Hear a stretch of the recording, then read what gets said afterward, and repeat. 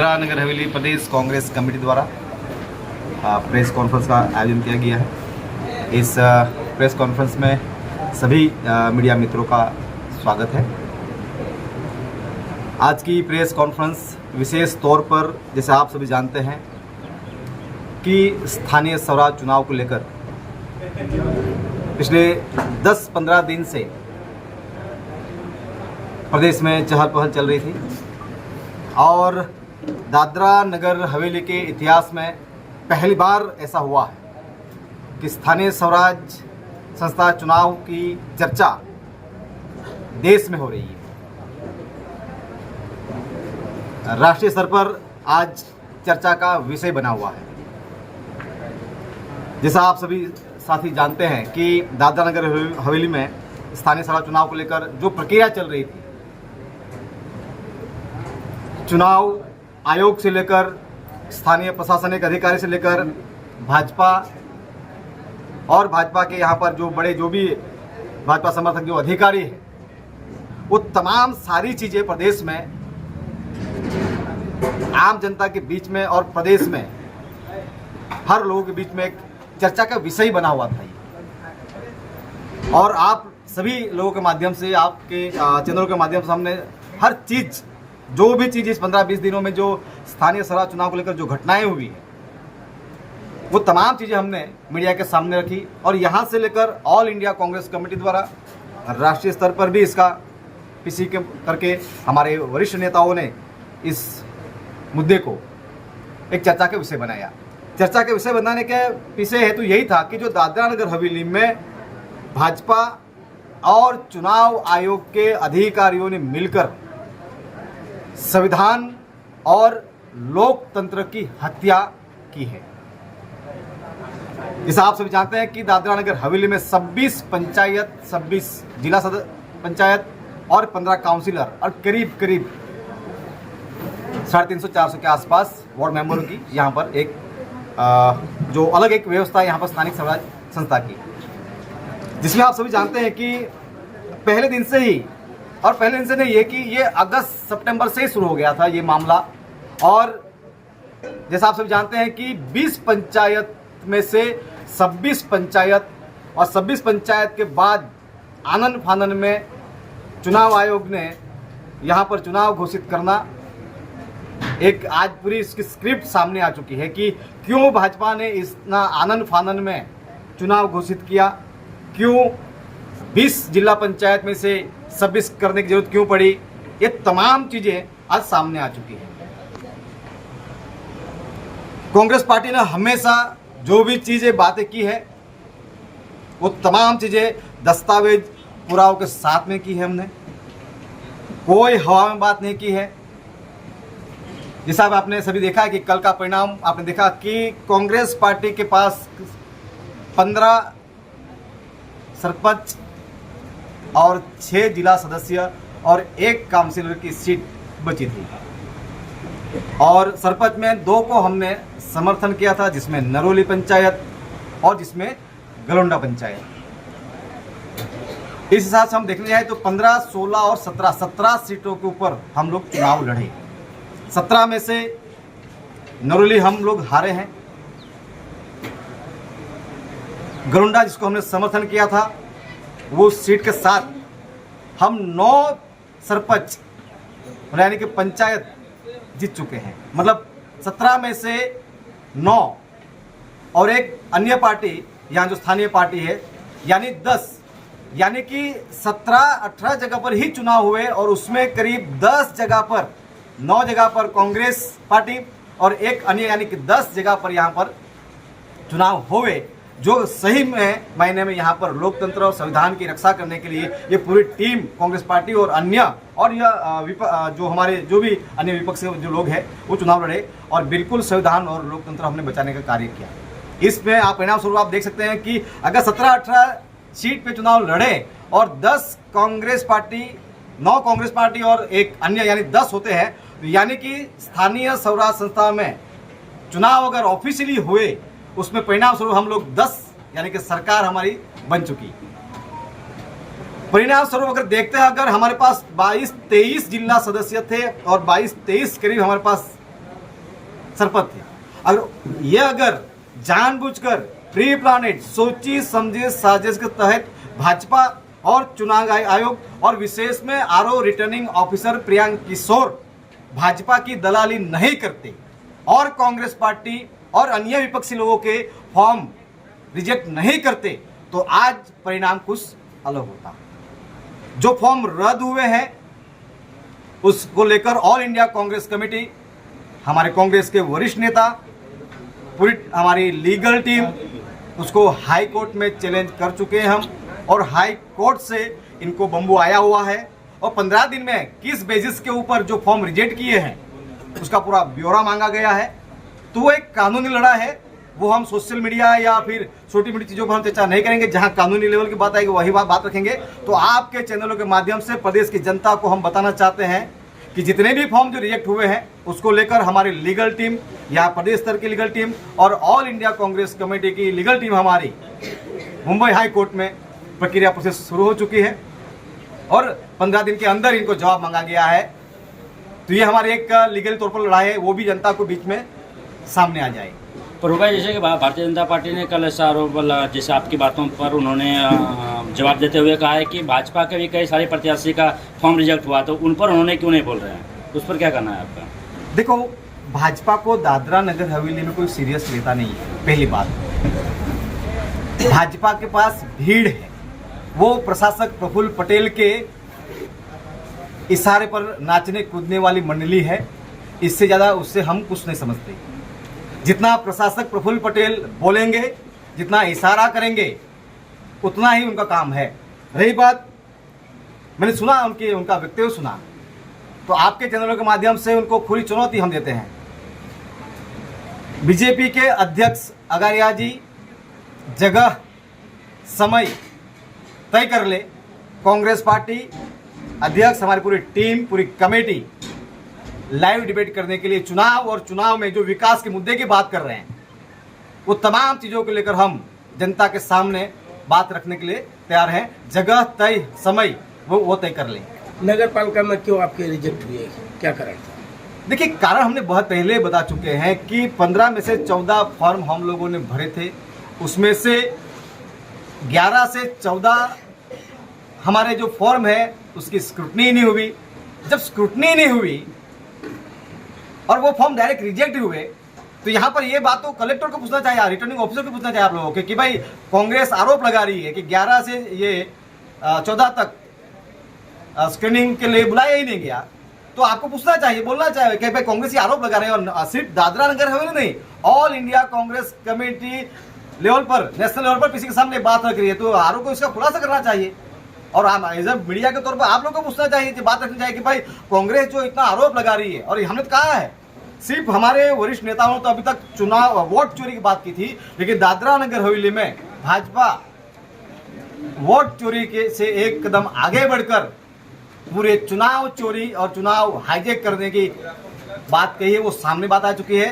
दूसरी बात मैं आपको बता दूं कि ये चुनाव को लेकर हमने प्रदेश के, हमारे देश के प्रधानमंत्री नरेंद्र मोदी जी, अमित शाह जी और जेपी नड्डा जी का हमने ट्वीट देखा, और इस ट्वीट के अगेंस्ट में रीट्वीट किया गया है। यहाँ इस प्रदेश के दादरा नगर हवेली दमन दीव के प्रशासक महोदय प्रफुल्ल पटेल जी ने रीट्वीट करते हुए कहा है और आभार प्रकट किया है। तो हमें ये लॉजिक नहीं समझ में आ रहा है, और ये क्रोनोलॉजी हम ये समझ रहे हैं अभी कि यहाँ तो चुनाव तो भाजपा लड़ा, और मोदी जी के जवाब, वेलकम, स्वागत और आभार प्रकट प्रशासक महोदय जी कर रहे हैं। मतलब जो हमने आरोप लगाए थे, वो सिद्ध हो रहे हैं कि चुनाव आयोग, रिटर्निंग ऑफिसर, जो स्थानीय अधिकारी पहले से उनके दिशा निर्देश में काम करते थे, चुनाव आयोग की चुनाव की ड्यूटी लगने के बाद भी इन लोगों ने प्रशासक प्रफुल्ल पटेल के दिशा निर्देश में कार्य किया है, ऐसा साबित हुआ। और यही नहीं, अब ये हमें ये बोर्ड जो लगाया है, ये प्रशासक प्रफुल्ल पटेल है, ये आपके सब सामने है। ये क्या साबित करता है? इससे साबित होता है कि सब कुछ दादरा नगर हवेली में और यहां के चुनाव आयोग ने प्रशासक प्रफुल्ल पटेल के दिशा निर्देश में, इनके दबाव में आकर यहाँ रिटर्निंग ऑफिसर प्रियांक किशोर ने और उनकी जितनी भी टीम है वो लोगों ने कार्य किया है। और सिर्फ रिटर्निंग ऑफिसर प्रियांक किशोर ही नहीं, भाजपा के एजेंट बनकर जिन जिन अधिकारियों ने दलाली की है भाजपा की, उनकी तमाम सूची हमारे पास। और आने वाले समय में ऐसे तमाम अधिकारियों का हम आने वाले समय में सबक सिखाएंगे। साथियों, हम आज आपके माध्यम से प्रदेश जनता को बताना चाहते हैं कि प्रदेश की जनता या हमारे जो साथी जरा भी डरे नहीं। हमारे कांग्रेस पार्टी के वरिष्ठ नेताओं ने, हमारे पूर्वजों ने अंग्रेजों को आंदोलन, रैली, धरना करके अंग्रेजों को भगाया है।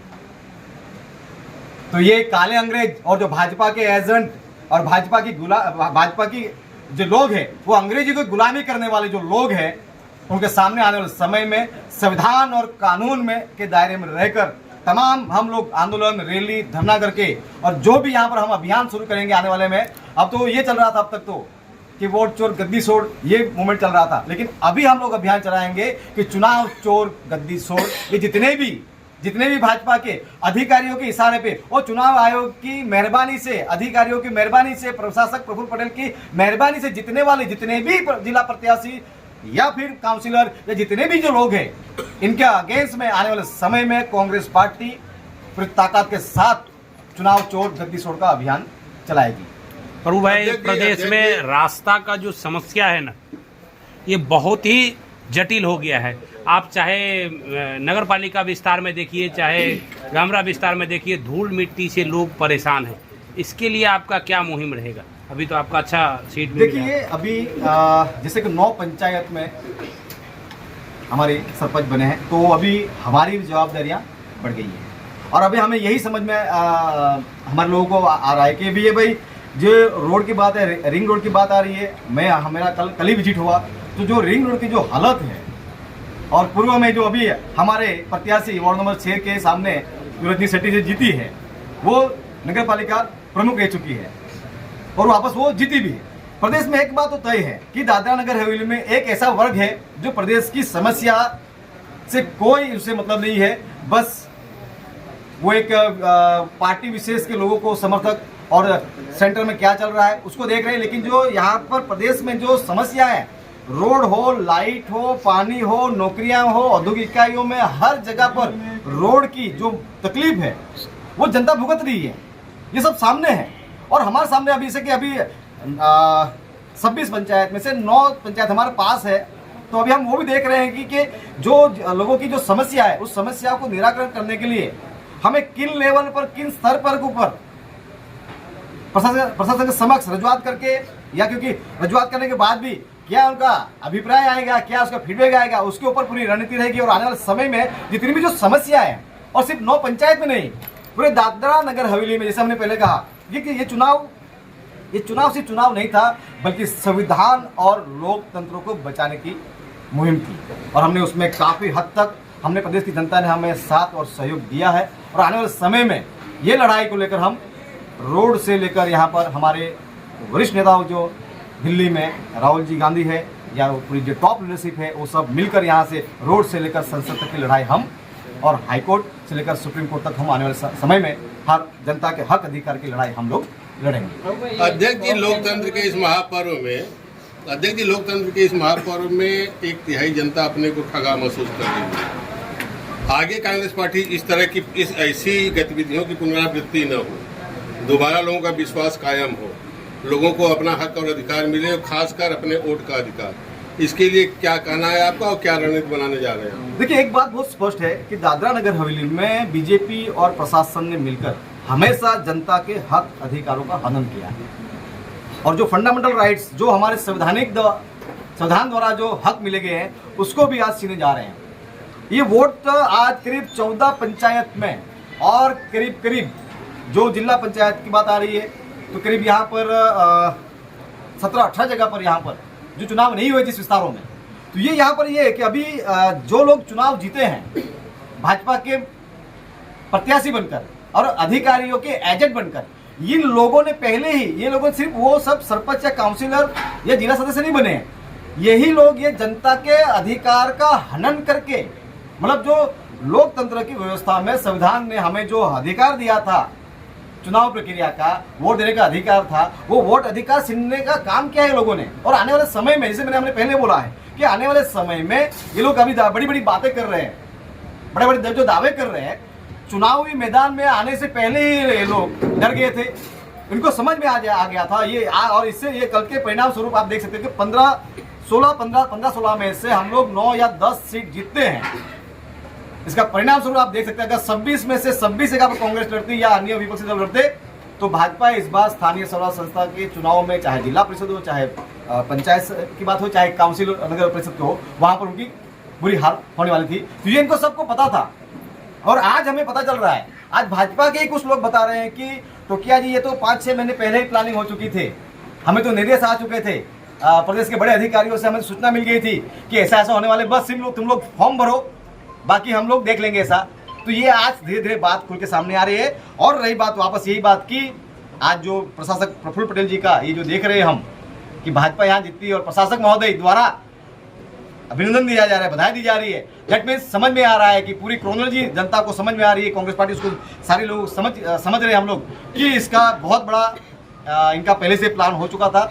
और ये जो जनता के हक अधिकार जो छीनने का काम किया है, लोगों को वोट देने का जो अधिकार छीना है, आने वाले समय में कांग्रेस पार्टी लोगों के बीच में जाएगी, चर्चा करेगी और लोगों को एहसास कराएंगे कि अभी लोगों को एहसास नहीं है, लोगों को अंदाज ही नहीं है। और जिन भाजपा के लोगों ने जो कर रहे हैं, आज सत्ता के नशे में अंधा होकर जो कर रहे हैं, परिणाम स्वरूप कल जाकर उल्टा होगा तो क्या हो सकता है, इनको समझ के बाहर है। वो अभी शॉर्ट समय के 4-5 साल के समय में सत्ता के वो इतने अंधे हो चुके हैं, इतना नशा आ चुका है, उनको समझ में नहीं आ रहा कि जिस संविधान की वजह से यहाँ हम लोग सुरक्षित हैं, जिस संविधान की वजह से जो कानून व्यवस्था बनी हुई है, जिस संविधान की वजह से हम पूरे देश भर में जो घूम रहे हैं, रह रहे हैं, नौकरी कर रहे हैं, धंधा पानी कर रहे हैं, उस संविधान के ऊपर सीधा भाजपा और भाजपा से जुड़े अधिकारियों ने और चुनाव आयोग ने सीधा हमला किया है। तो आने वाले समय में जनता के बीच जाकर लोगों को समझाएंगे आपका अधिकार जो मिला हुआ है वो भाजपा और भाजपा जुड़े अधिकारी जो लोग हैं वो छीन रहे हैं। हम लोग खुलकर इसको लेकर बात करेंगे और अभियान चलाएंगे।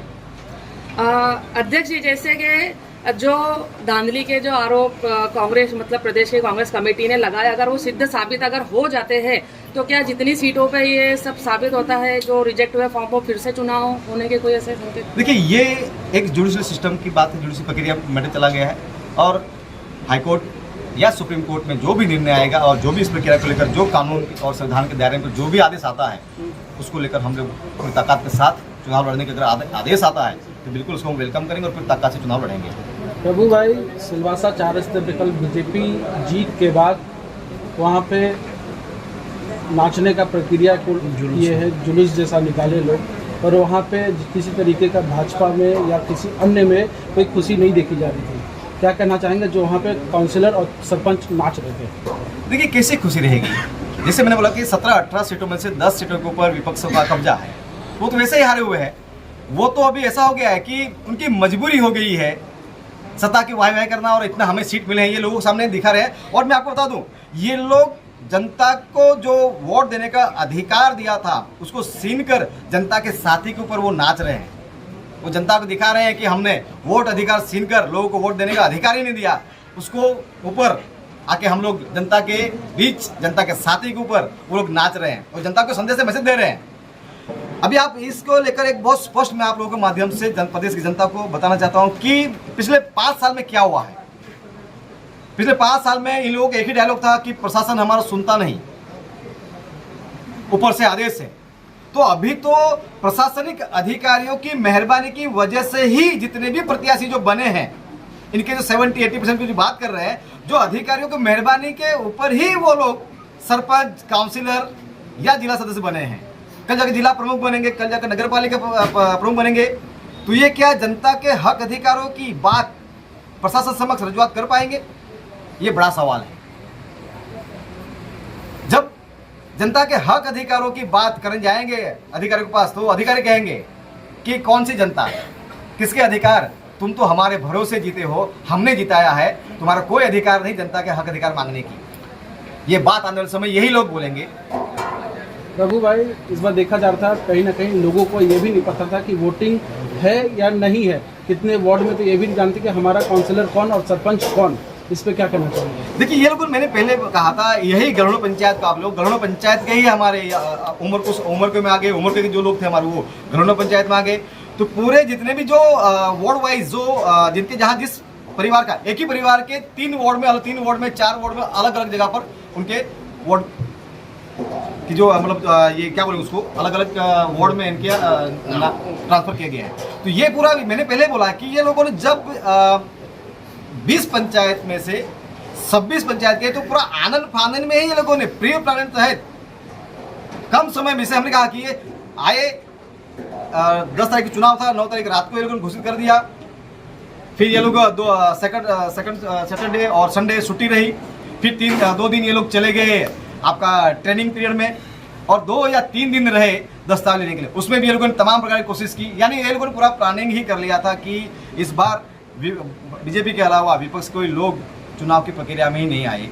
वो तो तमाम लोगों ने पूरा षड्यंत्र, और ये षड्यंत्र पूरा उनके सामने पूरा एक्सपोज हो चुका है, बच्चा जान चुका है। और see not only for the Dadra Nagar Haveli, ये स्थानीय स्वराज चुनाव जो हुआ है उसमें जो धांधली हुई है, उसमें जो चुनाव आयोग और भाजपा और बड़े अधिकारी मिलकर जो धांधली की है, ये पूरा देश आज देख रहा है। और ये पहली बार दादरा नगर के इतिहास में इस मुद्दे को राष्ट्रीय स्तर पर हुआ है। और यही मैं आपके माध्यम से आज आपको मैं बता दूं, लास्ट आने वाले समय में जितनी भी प्रदेश की जो समस्या है, अब तक स्थानीय मीडिया तक ही बात पहुंची है, लेकिन आने वाले समय में प्रदेश की हर एक समस्या को लेकर ऑल इंडिया कांग्रेस कमेटी हमारी इसको लेकर दादरा नगर हवेली को बिल्कुल गंभीरता से ले रही है इस चीज को लेकर।